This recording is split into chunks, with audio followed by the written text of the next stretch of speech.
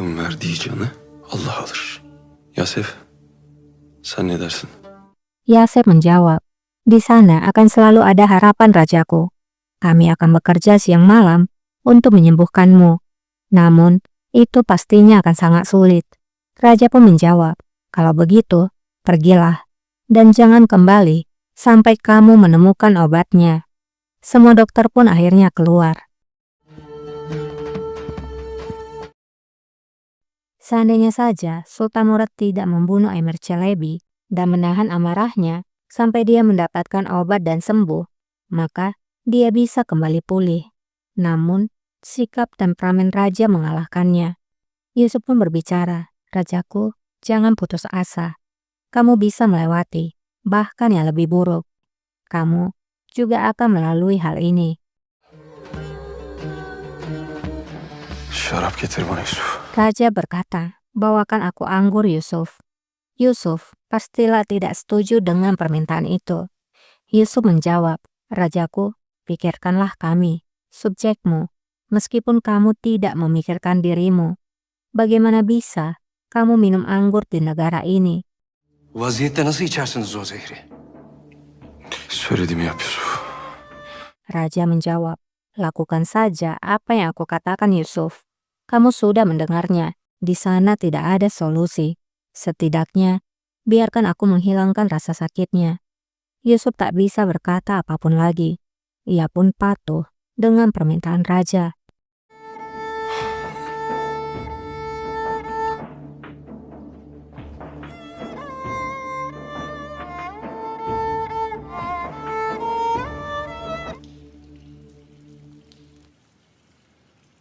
Ibrahim yang merasa canggung karena dimandikan, ia pun berkata, "Hatun, aku bisa membersihkan diriku sendiri." Jarife menjawab, "Apakah aku melakukan kesalahan, pangeranku? Maafkan aku jika aku membuat kesalahan." Ibrahim pun menjawab, "Bahkan dengan kamu berada di sini adalah sebuah kesalahan. Apakah kamu tahu mengapa Qasim meninggal? Dia mencintai seseorang dari harem raja. Mereka pun menjadi bermusuhan. Perseteruan itu semakin berkembang hari demi hari, lalu membayarnya dengan nyawanya. Pergilah dari sini, Hatun. Pergilah keluar sebelum seseorang melihatmu." O düşmanlık günden güne büyüdü. Canına mal oldu. Şehzadem, Jarife menjawab, "Pangeranku, jangan khawatir. Aku bukanlah dari harem raja. Aku di sini untukmu. Apakah kamu berpikir Qasim Sultan akan melepaskanku jika memang aku adalah dari harem raja?" aksi halde Kösem Sultanımız böyle bir şey müsaade eder miydi? Benim için buradasın öyle mi? Ibrahim pun berkata, "Jadi, kamu ada di sini untukku." Jarife pun mengangguk, lalu menggenggam tangan Ibrahim. Kalbimde ruh. "Hati dan jiwaku adalah milikmu." Di lain sisi, Yusuf sedang berbicara dengan Yasef.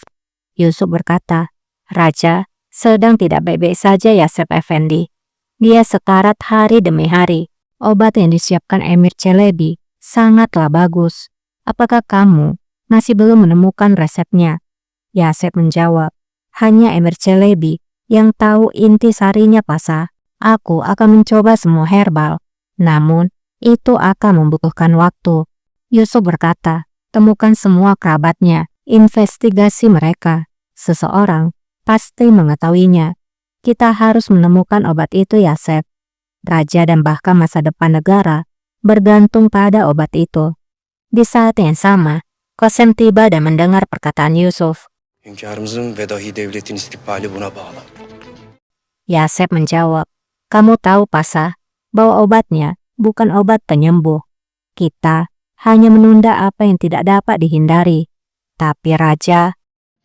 Lakin hünkârımızın... Lakin ne? Qasim dengan marah bertanya, "Tapi apa? Apakah tidak ada obat untuk putraku?" Mungkin teman-teman bingung kenapa Qasim menjadi marah saat tahu tidak ada obat untuk menyembuhkan putranya. Padahal sebelumnya, dia tidak ingin menyembuhkan putranya. Ya, Pada dasarnya, Qasem sayang terhadap Murad. Dan mengapa Qasem tak ingin menyembuhkan Murad sebelumnya adalah karena perkataan dokter bahwa Raja tidak bisa diselamatkan. Dan juga karena dia takut Murad akan membunuh Ibrahim lagi.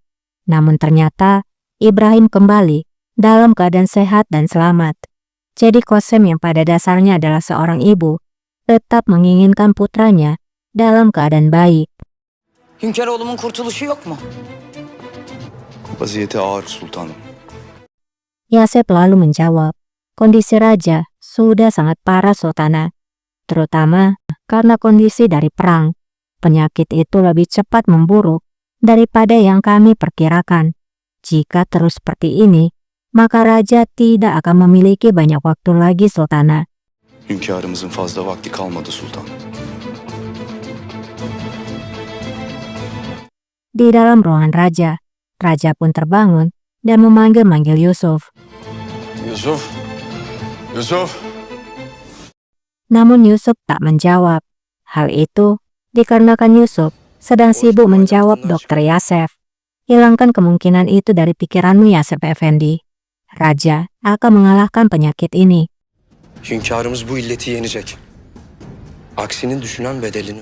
Sambil melihat ke arah Qasem, Yusuf berkata, siapapun yang berpikiran sebaliknya, maka akan membayarnya. Kamu akan melakukan apapun yang kamu bisa untuk menyelamatkannya. Hünkârımızı kurtarmak için elinizden gelen her şeyi yapacaksınız.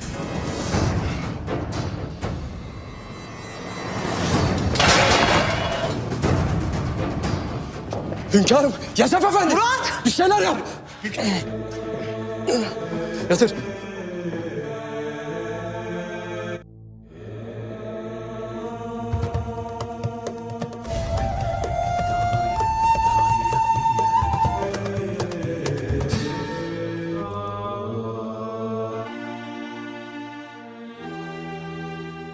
Raja terbangun dalam sebuah ruangan.